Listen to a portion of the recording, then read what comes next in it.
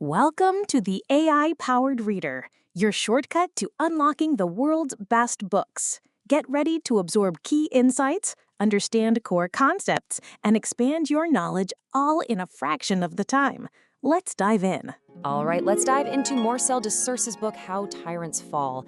You can think of it as a kind of field guide to the modern dictator. Not to glorify them, of course, but to understand their Achilles heel.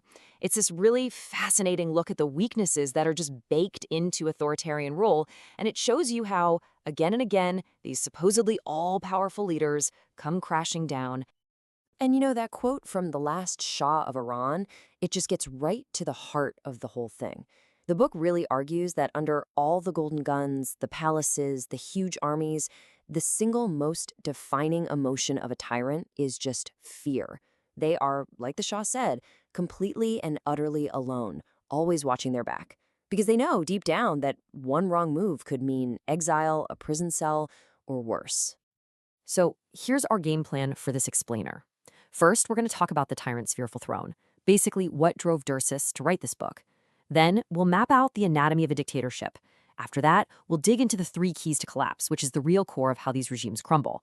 And finally, we'll take a good hard look at the guidebook itself, its powers and its flaws. Okay, so let's start with why this book even exists. I mean, in an age where it feels like democracy is under pressure all over the place, it's so easy to just focus on how strong authoritarian leaders seem. But Dirsus, he wants to flip the script entirely and ask, okay, but what are their weaknesses? Where are the cracks in the armor? And that's the main goal right there, to give us a toolkit for spotting those limitations, those weaknesses. It's really all about understanding how the very systems these tyrants build to protect themselves actually contain the seeds of their own destruction. And believe me, the stakes could not be higher. Just think about Muammar Gaddafi in Libya. In 2007, he literally pitched this massive, lavish Bedouin tent right next to the Élysée Palace in Paris. He had pictures of camels, leather chairs, an entourage of 100 vehicles. He was treated like a king, seemed untouchable, right? Well, just 4 years later, after a massive uprising, he was found hiding in a disgusting drain pipe. His famous golden gun was gone, and his body was put on display in a shopping mall's meat locker. As one local guy told a journalist, if he had been a good man, we would have buried him. That is the brutal, brutal reality of how a tyrant can fall. So, how does the book even begin to unpack such a complex world? Well, Dirsus structures it kind of like a journey, walking us through the entire life cycle of a dictatorship. You could almost call it the table of contents for the tyrant's playbook. Exactly. The book breaks down its 9 chapters into these 5 key stages. It kicks off with the dictator's treadmill, which is all about the high-stakes, all-or-nothing game of grabbing and holding on to absolute power. From there, it moves to the enemy within, that constant threat from your own inner circle. Then it's weakening the warriors, which is this really dangerous and kind of counterintuitive art of controlling your own military. After that, it's the external threats in rebels, guns, and money. And it all builds to how to topple a tyrant, which just pulls all these different strategic threads together. Okay, now we're getting to the real core of our explainer, the 3 most critical insights from the book on how these regimes actually fall apart. These are the pressure points, right, where dictatorships are most vulnerable. And let's start with their biggest threat from the inside. So, this is the first massive problem every single dictator has to solve: the people with the guns. I mean, your army can protect you from other countries, sure, but it's also the single biggest threat to your rule. So, what do? You do something called coup-proofing. And yeah, it sounds totally backwards, but it's literally the art of deliberately making your own military less effective. You're making a trade. You give up some battlefield competence in exchange for internal security. Your #1 goal isn't winning a war against another country. It's winning the war against a potential coup right at home. And there are a few classic moves here. First up is ethnic stacking. That's when you put people from your own tribe or ethnic group in charge of all the important units because you figure their fate is tied to yours. The book says about half of autocratic leaders in Africa have used this. Then you create parallel militaries. Saddam Hussein in Iraq was an absolute master of this. He had all these competing security agencies, so they'd be way more likely to fight each other than team up against him. Saudi Arabia does this too, with a regular army, a national guard, and a royal regiment, all designed to keep each other in check. And finally, you have constant shuffling. You just keep moving commanders around so they can never build up the loyalty and power needed to challenge you. Okay, so that's the military. But what about the other powerful people around you? The political and economic elites, your inner circle. They have to be managed too. So why not just go full-on terror mode and get rid of anyone who even looks like a threat? Well, because as Machiavelli pointed out centuries ago, it's a really stark choice. You can't just wound your elites a little bit. You have to either buy their loyalty, pamper them, or completely crush them. And every dictator has to walk this tightrope. You need those elites to run the country, but you can never, ever fully trust them. And this right here just lays out that dictator's dilemma perfectly. On one hand, you've got purges. Stalin's Great Terror is the classic example, right? He systematically wiped out huge chunks of his own military and political leadership just to create fear and get rid of rivals. But on the other hand, you have patronage, just buying loyalty by giving your supporters a piece of the pie, like control over a state industry or a share of oil money. It is a constant, stressful balancing act. And sometimes this whole thing gets really, really weird. I mean, take Queen Ranavalona I of Madagascar. Back in the 19th century, she tested loyalty with a trial by ordeal. The accused had to eat the poisonous seeds from the tangina tree. If they died, well, they were guilty. If they survived, they were innocent.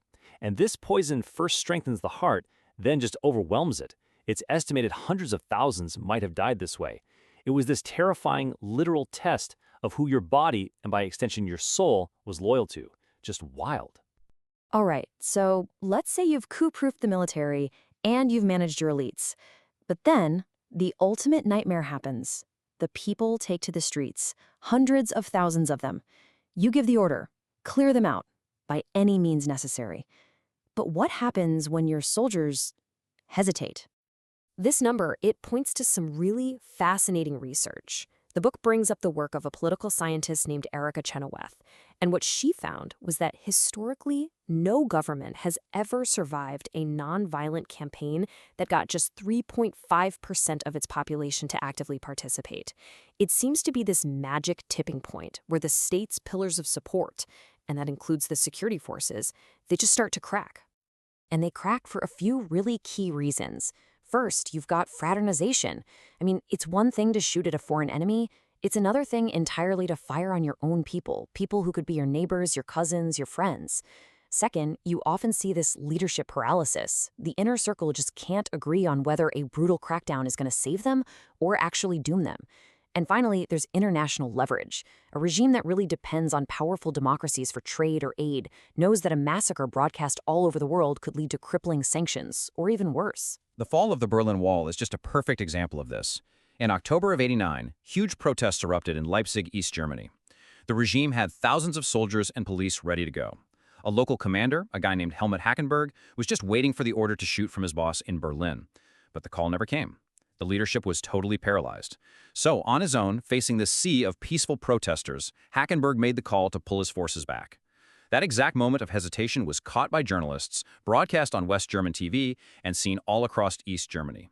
It showed the regime was weak. A week later, the protests were even bigger. A month later, the Berlin Wall was history.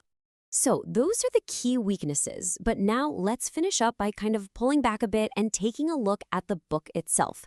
Because like any guide, it's got some incredible strengths, but it also has some really important limitations that we have to understand. Okay, one of its absolute biggest strengths is the use of these rich global anecdotes. The stories are just amazing.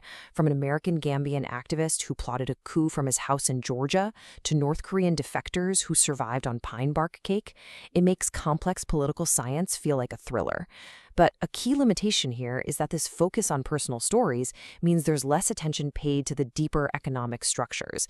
The analysis is definitely more about the tactics of power than, say, the role of international capital or class conflict in keeping these regimes afloat. Exactly.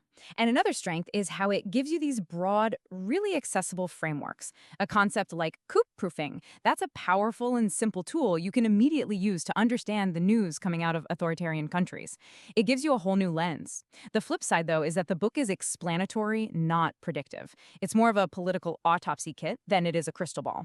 It can tell you how tyrants fall by spotting these patterns of weakness, but it can't tell you when a specific one will fall. The variables are just way too complex. And finally, a huge strength is the deep dive into human psychology. It really gets into the paranoia and the completely distorted reality of life at the top, like the dictator of Equatorial Guinea who apparently started having conversations with the ghosts of people he'd had murdered. It shows you how power just rots the mind. But this leads to the book's thorniest problem, the chaos that so often comes after a tyrant falls. The book has this really sobering chapter called Be Careful What You Wish For, and it's a vital reminder. I mean, the fall of Saddam in Iraq and Omar al-Bashir in Sudan didn't lead to stable democracies. They led to devastating civil wars and even more instability.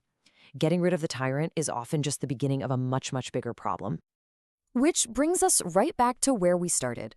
In 1938, Winston Churchill described dictators standing up on their pedestals, surrounded by soldiers and police, boasting before the world, yet in their hearts there is unspoken fear.